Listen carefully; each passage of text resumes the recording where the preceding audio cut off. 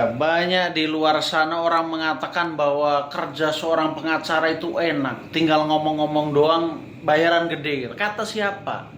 Kita siang malam itu mengkaji kasus, menganalisa berkas, dan berpikir keras bagaimana caranya mencari celah hukum demi pembelaan terbaik untuk klien kita.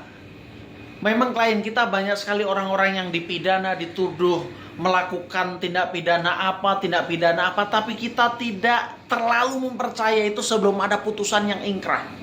Makanya sebagai seorang pengacara yang intelektual, yang benar, profesional, dan bekerja sesuai dengan tugas konstitusinya, kita akan mencoba untuk menganalisa setiap berkas-berkas yang ditujukan pada klien kita. Apakah ada cacat formal, apakah secara materi ada pasal-pasal yang tidak layak diterapkan, atau ada kezaliman di dalamnya.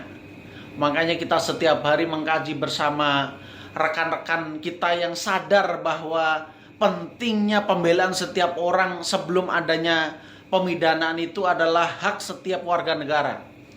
Makanya selain kita membuka berkas, kita juga memetakan bagaimana pasal-pasal itu diterapkan, argumentasi-argumentasi apa dibenamkan, apakah itu layak atau enggak.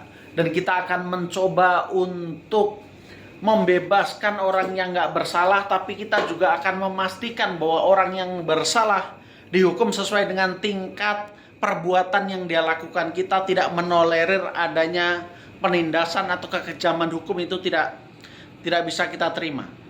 Itulah tugas pengacara, memastikan orang yang salah dihukum sesuai dengan porsi perbuatannya, tapi juga kalau memang orang itu tidak bersalah, maka tidak boleh orang itu dipidana. Makanya gue tambahin nih untuk teman-teman nih, terkait dengan penipuan dan penggelapan, kita memahaminya dalam dua konsep ilmu pengetahuan dan metodenya. Satu dalam posisi teori hukum pidana dan juga keperdataan. Kita sepakati dulu, kalau misalkan diterapkan hukum perdata, langkah hukum apa yang bisa kita lakukan? Kalau misalkan itu perbuatan melawan hukum, artinya ada perbuatan pidana sebenarnya. Tapi kalau wan prestasi secara keperdataan, di pidana itu di mana yang mengatur terkait dengan wan prestasi? Pidana ini murni PMA, perbuatan melawan hukum semua. Jadi untuk mengetahui atau memecahkan suatu masalah, kita harus memahami fakta hukum dan kita harus memecah dalam isu hukum biar kita terfokus kemana arahnya kita pembelaan gitu, bro. Mantap.